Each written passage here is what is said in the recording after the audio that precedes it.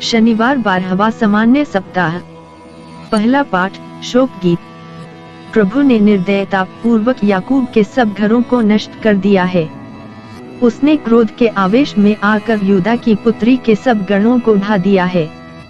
उसने उसके राज्य और उसके शासकों को अपमानित किया और मिट्टी में मिला दिया है। सियोन के नेता मौन होकर धरती पर बैठे हैं, अपने सिर पर धूल डाले, टाट के कपड़े ओढ़े। यरूशलेम की कुमारियां सिर झुकाए बैठी रहती हैं। मेरी आंखें आंसू बहाते बहाते बुझ गई हैं। अपनी प्रजा की पुत्री के घाव के कारण मेरी अतड़ियां ऐंठ रही हैं। मेरा हृदय पिघलता है जब बालक और दुधमुहे बच्चे नगर की गलियों में मूर्छित हो जाते हैं। वे अपनी माताओं से पूछते हैं, रोटी कहाँ है? वे घायलों की तरह नगर की गलियों में बेहोश हो जाते हैं और अपनी माता की गोद में प्राण त्याग देते हैं। यरूशलेम की पुत्री, मैं तुम्हारी तुलना किससे करूं? तुम किसके सदृश हो? सियोन की पुत्री, तुम्हें कौन बचा सकता और सांत्वना दे सकता है, क्योंकि तुम्हारी विपत्ति समुद्र की तरह अपार है। तुम्हें कौन स्वस्थ करेगा? तुम्हारे नबियों ने तुम्हें असत्य और भड़कीले दृश्य दिखाए। उन्होंने तुम्हारा भाग्य बदलने के लिए तुम्हारा पाप प्रकट नहीं किया। उन्होंने तुम्हें व्यर्थ और भ्रामक भविष्यवाणियां सुनाई।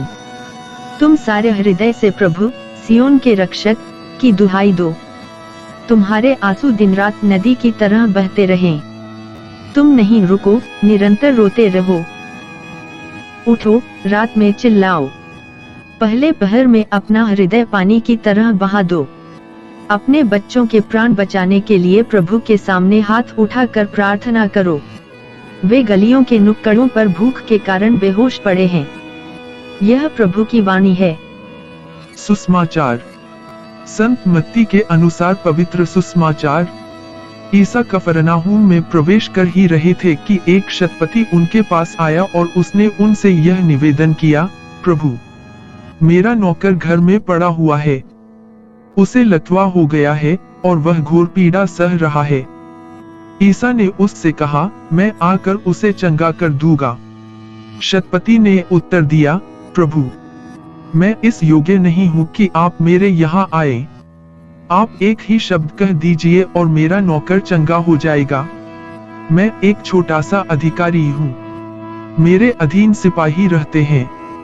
जब मैं एक से कहता हूँ जाओ, तो वह जाता है, और दूसरे से आओ, तो वह आता है, और अपने नौकर से यह करो, तो वह यह करता है। ईसा यह सुनकर चकित हो गए और उन्होंने अपने पीछे आने वालों से कहा, मैं तुम लोगों से यह कहता हूँ, इसराइल में भी मैंने किसी में इतना दृढ़ विश्वास नहीं पाया। मैं तुमसे कहता हूँ, बहुत से लोग पूर्व और पश्चिम से आकर इब्राहिम, इसहाक और याकूब के साथ स्वर्ग राज्य के भोज में सम्मिलित होंगे, परंतु राज्य की प्रजा को बाहर अंधकार में फेंक दिया जाएगा। वहां वे लोग रोएंगे और दांत पीसते रहेंगे।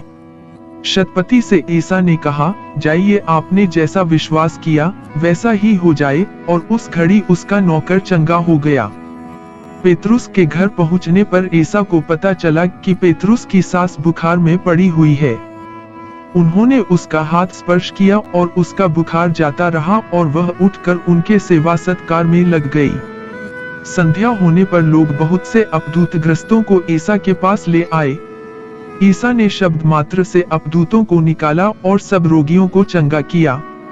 इस प्रकार नबी ईसायास का यह कथन पूरा हुआ, उसने हमारी दुर्बलताओं को दूर कर दिया और हमारे रोगों को अपने ऊपर ले लिया। यह प्रभु का सुसमाचार है।